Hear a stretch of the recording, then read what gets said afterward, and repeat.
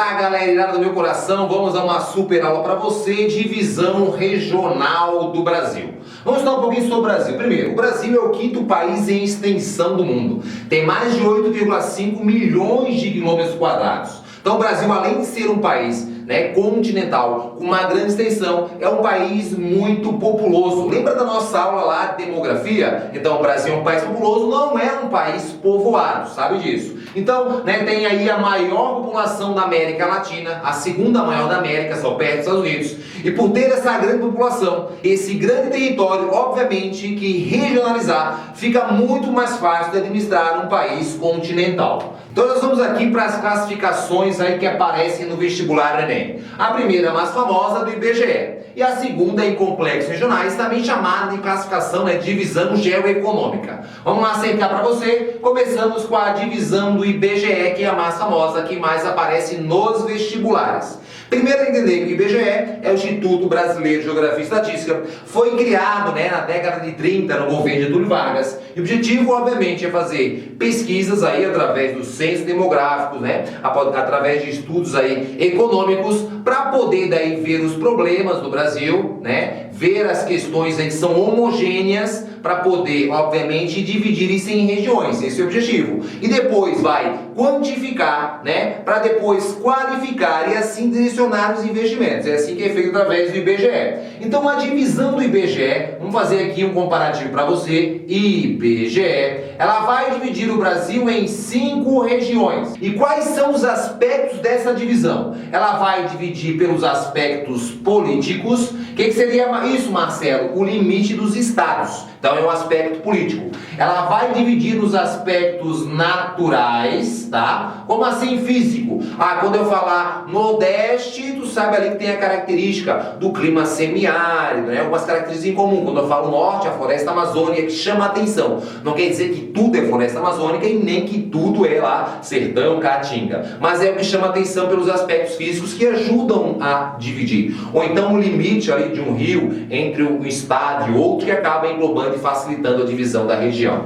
E por último, os aspectos econômicos. Então, esses são os grandes critérios para dividir o Brasil através da divisão do IBGE, beleza? Segue lá então, aluno irado. Essa classificação, ela foi criada lá em 41, e começou a entrar em vigor em 42, beleza? E se você vê aqui na evolução, tu vê que ela foi evoluindo com o tempo. A primeira classificação não é a mesma forma que é a atual. Nós temos uma evolução, foram criados outros estados. Um estado pertencia a uma região, depois passou para outra. Isso foi evoluindo com o tempo, com os estudos feitos aí pelo IBGE. E viram aí que esse estado pertencia e tinha mais característica dessa região. E assim teve toda essa mudança. Então, se você entender no começo, lá na primeira mudança, por exemplo, Maranhão e Piauí pertenciam à região norte. Beleza? Nós tínhamos, por exemplo, a Bahia pertencia à região leste, que seria o sudeste hoje. Tá? Nós tínhamos São Paulo, Rio de Janeiro, junto aí na região sul. Então tu viu que isso foi mudando com o tempo. Você não precisa gravar tudo, mas saber que teve essa mudança constante. E foi evoluindo. Marcelo, qual foi o momento que o Brasil teve mais regiões? Isso é importante saber também, ó. Qual foi o Brasil? Foi na década de 40 lá, meados da década de 40, onde o Brasil tinha a região norte. Tinha duas regiões nordestinas, o Nordeste Oriental e o Nordeste Ocidental. Tinha duas regiões leste, o Leste Setentrional e o Leste Meridional. Tinha a região Sul e a região Centro-Oeste. Tu vê que tinham mais regiões, ó. 1, 2, 3, 4, 5, 6, 7 regiões. Olha como já teve. Depois voltou, foi mudando, foi agrupando, até chegar na classificação atual, tá? Então aqui nós temos as 7 regiões para provar para você, um mapão grande aí. Nós tínhamos alguns territórios que não eram estado nessa época,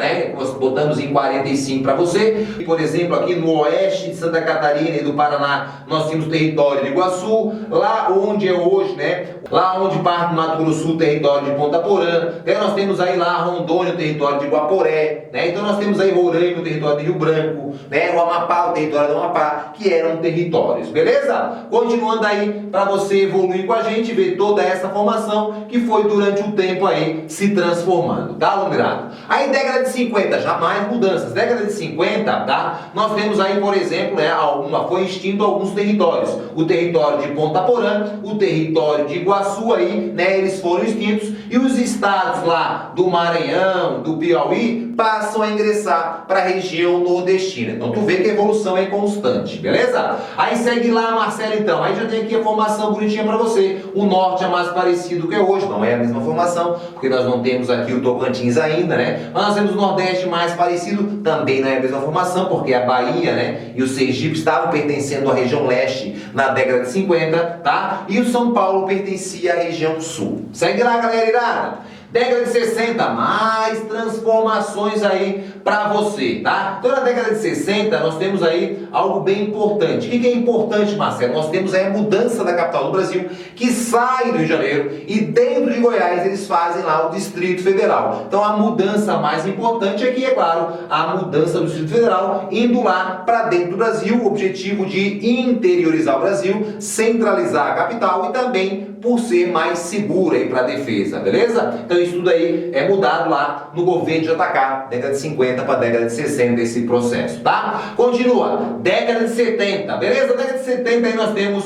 por exemplo, a origem, né? Então tem isso aí, a evolução, a origem do estado do Mato Grosso do Sul, tá? Então isso é bem importante para você. Nós temos aí a configuração já muito parecida com a que é hoje, desde a década de 70, né? Então nós temos aqui depois a formação atual. A última mudança, Almirado, nós temos ali o desmembramento do estado de Goiás. O norte de Goiás é criado Tocantins e o Tocantins é agrupado, né? Ele vai para a região norte do Brasil, beleza? Outro fator interessante também.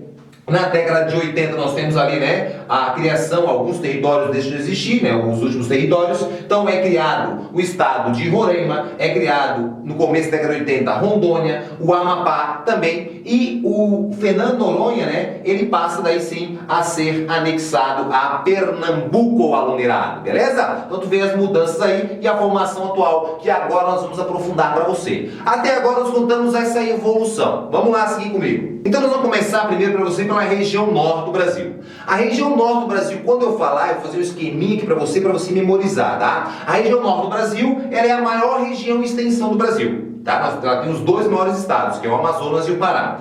Essa região ela apresenta baixa densidade demográfica. Vai construindo um mapa mental aí, Almirado. Ela possui também as maiores taxas de natalidade. Muita gente acha que é no Nordeste. Não, é o Norte. A rapaziadinha chega mais junto, tá? E nós temos também o que chama muito a atenção, sempre vai ser a floresta amazônica, que é o centro da biodiversidade do planeta.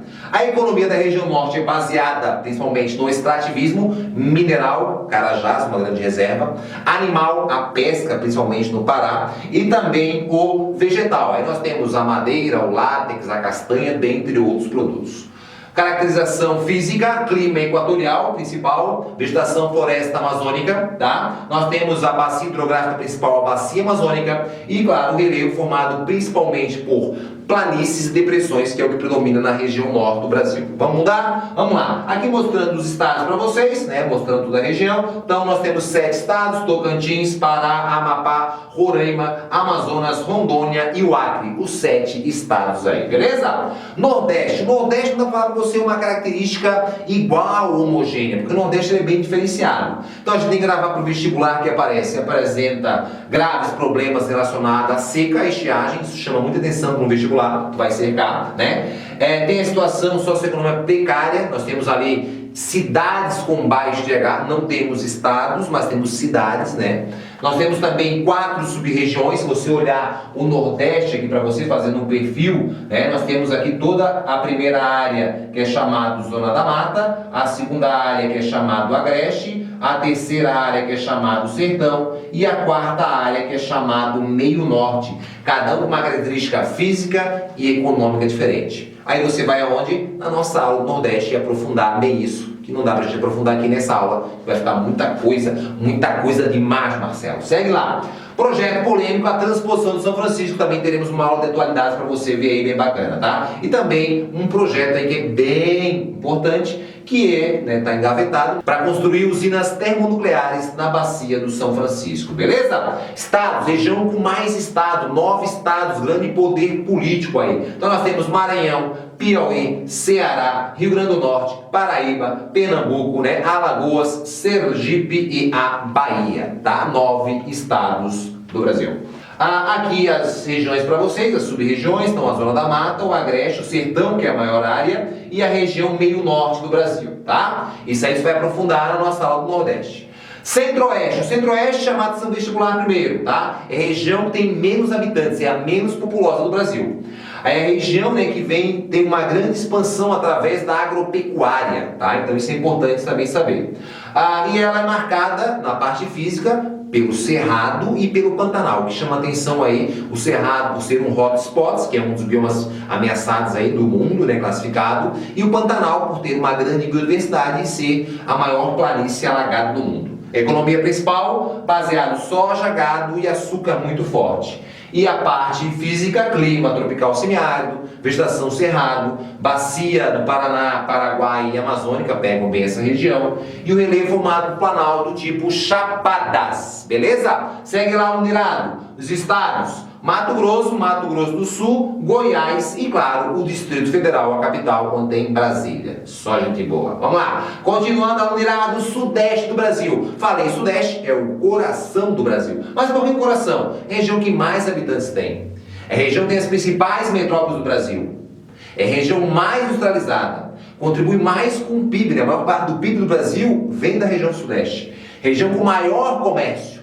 Beleza? Então por isso que ela é o coração do Brasil. Ela é forte nos 3 setores da economia e também apresenta graves problemas sociais, principalmente relacionados à macrocefalia urbana, ao crescimento desordenado, à favelização, à criminalidade, que é muito forte nessa região. Forte nos 3 setores, primário, secundário e terciário. Veja lá na aula da região, Sudeste. Clima tropical litorâneo, tropical de altitude, marcantes, né? Nós temos a Mata Atlântica como uma vegetação de destaque, também cerrado, presente. Bacia, né, hidrográfica do Paraná, leste e sul-sudeste. E o Planalto, o relevo principal, Planaltos e Serras. Beleza? Estados, Minas Gerais, São Paulo, Rio de Janeiro e o Espírito Santo. Minas Gerais, o único estado que não tem ligação com o Atlântico. Segue lá, Lumirado. Região sul do Brasil. Região sul do Brasil caracteriza-se por um clima bem diferenciado, que não é um clima, a maior parte da região não tem um clima tropical. Então tem um clima predominante, o subtropical, que é um clima mesotérmico.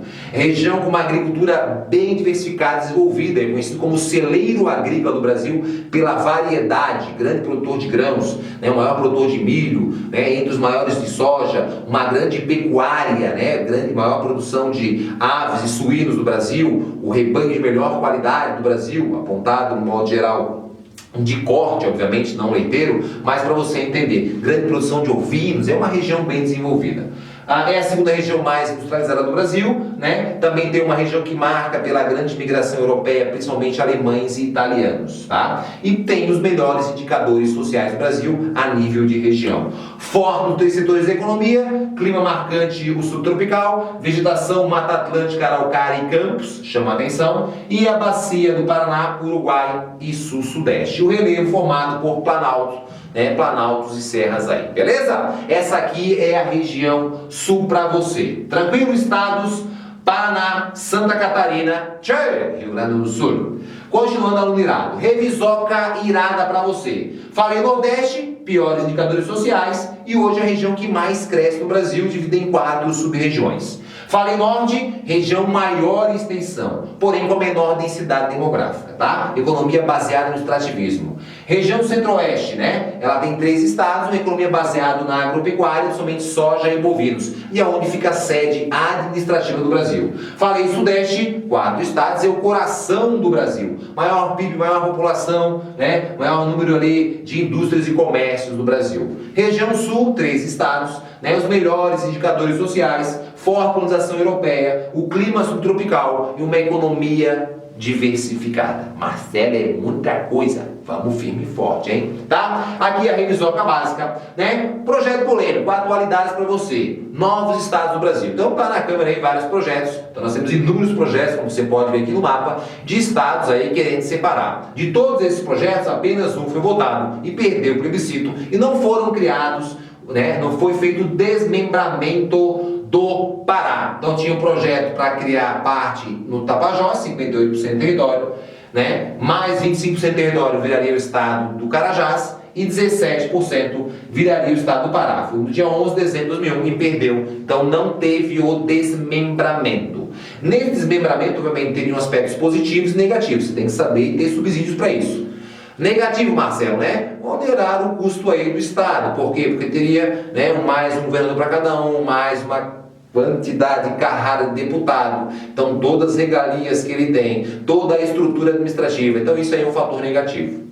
Fator positivo, compara o Brasil com os Estados Unidos, praticamente o mesmo tamanho, né? Os Estados Unidos é um pouco maior, então nós temos ali, os Estados Unidos tem 50 estados, o Brasil, nota aí, né, 27, para você entender. Então, obviamente, quase a metade, então nós temos estados gigantescos que é difícil administrar, então, obviamente, teria um acesso melhor, isso facilitaria, né? Se não tivesse tanta regalia e tanta corrupção no Brasil, seria muito bom realmente dividir em estados menores, né? Teria mais acesso do município ao governo do estado, que facilitaria a administração. Aí tá aqui o que eu falei para você, né? Toda essa questão aqui de pontos positivos, good e bad, o que é bom e o que é mal, para você entender, Renato. Então nós temos aí, se você olhar, inúmeros projetos de separação, praticamente quase todos os estados do Brasil, pouquíssimos estados não seriam desmembrados. Em destaque lá, né, para o Acre, né, que não teria desmembramento, mas praticamente todos teriam aí, seriam divididos. Então projetos é o que nós temos de montar. Beleza?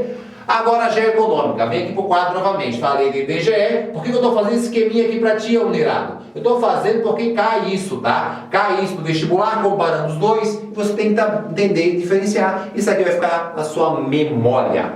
Então a divisão geoeconômica, ela divide o Brasil em 3 regiões apenas: a amazônica, nordestina e centro-sul. Quais são os aspectos? 3 regiões. Ela divide em político? Não. Como assim, Marcelo? Percebam aqui, ó, né? Dá para ver muito bem, mas, por exemplo, o Maranhão, não é todo o Maranhão que vai para uma região. Lá na divisão do IBGE, o Maranhão pertence à região nordestina. Aqui não. Aqui um pedaço do Maranhão, a região amazônica, e outro pedaço, a região nordestina. Porque ele vai se basear nos aspectos, né, físicos, a gente chama de aspectos naturais, e os aspectos econômicos. Aqui não, ó, não tem o aspecto político. Então nós temos estados no meio. Depende daquela região do estado, tem característica de uma região e vai para aquela região. Deu para entender? Tá? Então ficou muito fácil. Os aspectos naturais, físicos e econômicos, e as 3 regiões aí fica bem fácil. Ó, o Maranhão, ó, pedaço lá, pedaço aqui. O Tocantins igual, né? Então nós temos aí Mato Grosso em vários estados que são divididos. Obviamente tem estados, todo estado que pertence a uma região,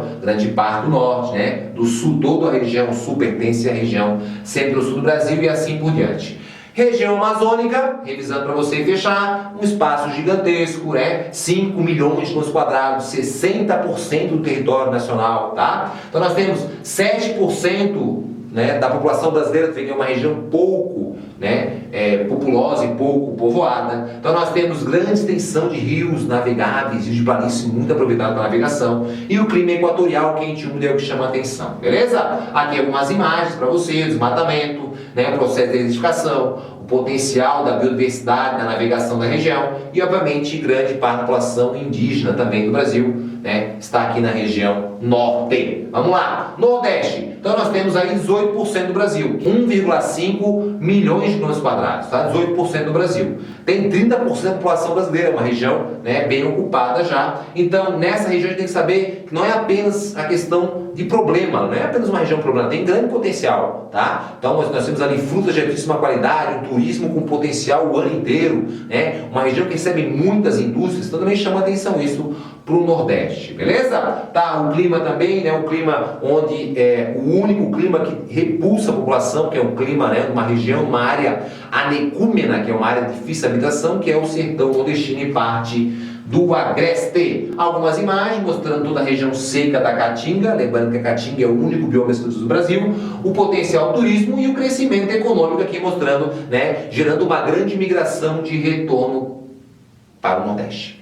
E aqui a região Centro-Sul, para a gente fechar a aula, Centro-Sul, né, 2 milhões de quilômetros quadrados, né, tem 25% do território, porém 70% da população brasileira. É a região mais populosa, mais povoada, que mais contribui com o PIB do Brasil, os melhores indicadores, uma economia bem diversificada, tá? Então a gente tem aqui realmente o coração do Brasil, a maior parte do Brasil, né, da economia vem dessa região, mas uma região também com muitos problemas, tá? Seguindo lá aqui, né, o potencial industrial, né, a grande área industrial. Aqui nós temos o percentual do PIB, mostrando que mais da metade cidade vem dessa região, e aqui toda a questão do déficit habitacional, que é bem importante também entender, né, o número de favelas, pessoas que não são donas das suas próprias propriedades, porque existe um grande processo de especulação imobiliária, né, que é forte nessa região. Alô, Lirado, essa deu trabalho, hein? Essa nós falamos bastante. Beijo pra você, exercício aqui, dúvida pra mim, segue firme, eu confio em você, vai atrás da sua vaga. Até a nossa próxima aula, agora falando aí nas próximas aulas de cada uma das regiões mais aprofundado, porque aqui no Geografia Irada você tem uma aula aprofundada para ajudar você a conquistar o seu grande objetivo. Beijão!